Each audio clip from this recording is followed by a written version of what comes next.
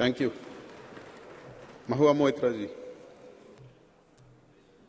Honourable Chairperson, sir, I rise today on behalf of my party, the All India Trinamool Congress, to speak on the Women's Reservation, the Nari Bandhan Bill. At the very onset, let us remind ourselves that this is India, a country where the poet Kafi Azmi, in 1940, 81 years ago, 82 years ago, before independence, wrote in his poem Aurat, "Ut meri jaan, mere saath hi chalna hai tujhe. जन्नत एक और है जो मर्द के पहलू में नहीं, उसकी आजाद रविश पर भी मचलना है तुझे, बन के तूफान छलकना है, उबलना है तुझे, उठ मेरी जान, मेरे साथ ही चलना है तुझे."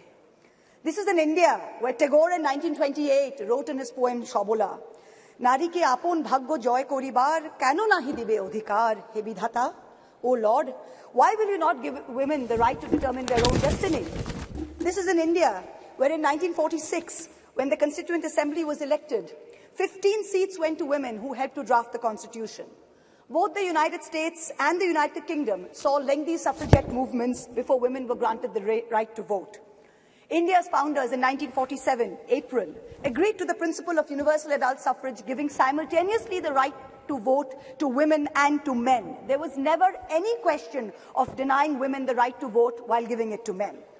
All 15 members of the Constituent Assembly who were women rejected the demand for any special women's reservation on July 18, 1947. Member activist Renuka Roy noted that Vijayalakshmi Pandit has not been selected because she is a woman, nor was sex made a bar to the appointment. It is her proven worth that has been responsible for her appointment to the high office of ambassador to a land. The demand for special reservation is an insult to our intelligence and to our capacity.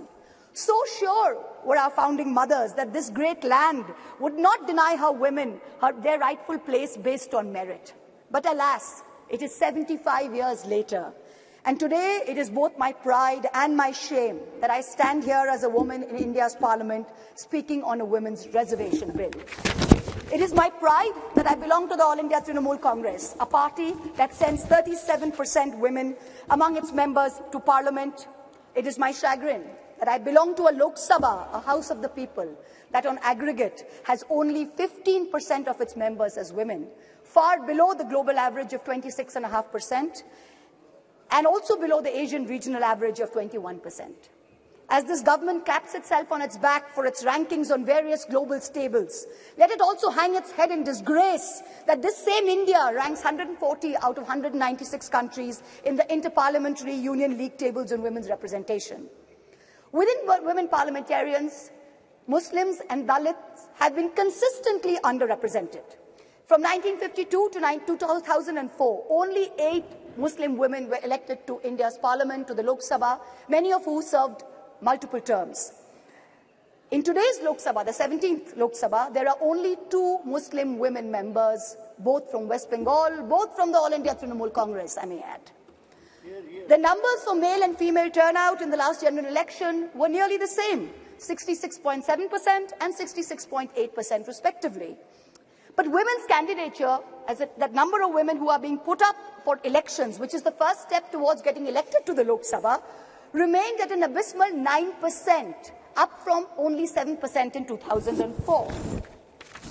As we started our innings yesterday, our new innings in this newly constructed temple of democracy, our Honourable Prime Minister grandly proclaimed that it seemed he was ordained to perform many important tasks for this country, including this one. And then with much fanfare, this government introduced this bill, claiming credit as usual for a groundbreaking move. But wait, what does this bill really say? Article 334 of the bill says, "The reservation shall come into effect only after delimitation has been undertaken.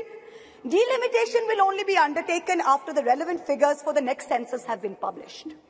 The rotation of seats for women shall take effect after each subsequent exercise of delimitation." So what does this mean?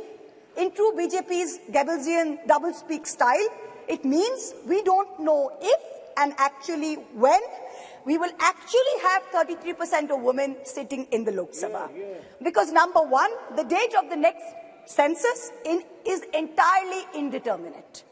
Because of this, number two, the date of the next delimitation exercise is therefore doubly indeterminate. It is also controversial, as my esteemed colleague Kanimoji from the DMK spoke. She said, according to the data, we will have an increase of 0% in the number of seats for Kerala, 26% for Tamil Nadu, but a whopping 79% increase for both Madhya Pradesh and Uttar Pradesh. So women's reservation is dependent on two totally indeterminate dates. Can there be a greater jumla? Forget 2024. This may not even be possible in 2029. We are being asked time and again, do we support the women's reservation bill? Trinamool Congress is bill ko support karega ya nahi? BJP's liaison members are reaching out to us, calling us, asking us to support this bill wholeheartedly. No ifs, no buts, pura support, please kijiye. To them we say very clearly, we not only support a women's reservation bill, but in truth it is Mahua Moitra, India's only female chief minister today, who is the mother of this bill, who has given birth to the original idea where she has unconditionally sent 37% of women MPs to this parliament on her ticket. What you have brought here, what this government has brought here today, is not a women's reservation bill. It is a women's reservation rescheduling bill and should be renamed as such. Its agenda is delay. Its agenda is not reservation. The endless dithering over when there will be the next census, when there will be the next delimitation, will only ensure that the urgent need of reservation for women in elections to the parliament and to state legislatures will be indefinitely delayed yet again. Alas, this is not the historic bill that it is being touted as. It is a sham. And for the women and the men and the girls and the boys who will be the future women and men of India, we had better recognize this because it is staring at us in the face. And I also hope that a sufficient number of amongst us, the current members of parliament, also recognize this bill for what it is, which is a sham. The question of women's reservation requires action, not the placebo of legislatively mandated procrastination. To the government and the ruling party, I say this: give us this day our equal rights. We hold up half the sky. Give us at least a third of our earth. Mamata Banerjee and the Trinamool Congress have already walked the talk. We don't need to go on record to show this country that we support this bill. We have already sent more MPs than what this bill even envisions. It is you, this government, this ruling dispensation that needs to go on record. You need to support us, not the other way around. You need to send more than 33% MPs to this parliament. When this government wanted to protect cows, and I support the move, make no mistake, you did not wait to count the number of cows. You did not wait to see whether the cow was a Jersey or a Gir or a Sahiwal. You just went and built the cow shelters. Are we women any less that we have to wait while you count numbers and you draw lines? We don't need any more vandans. We don't need any more vandanas. Thank you very much. What we need is direct action. Honorable Prime Minister, this is your moment to really show us all कि मोदी है तो मुमकिन है. Implement the reservation bill immediately based on today's voters list. Send 33% women to parliament. Send 33% women to parliament in 2024 from the BJP the way our party has done. Support us unreservedly. In conclusion, I can only echo the poet Rihanna Ruhi's words. दिल के बहलाने का सामान ना समझा जाए, हमको अब इतना भी आसान ना समझा जाए. हम भी लोगों की तरह जीने का हक मांगते हैं, इसको बगावत का ऐलान ना समझा जाए. Thank you very much. Thank you. Srimati Rani ji.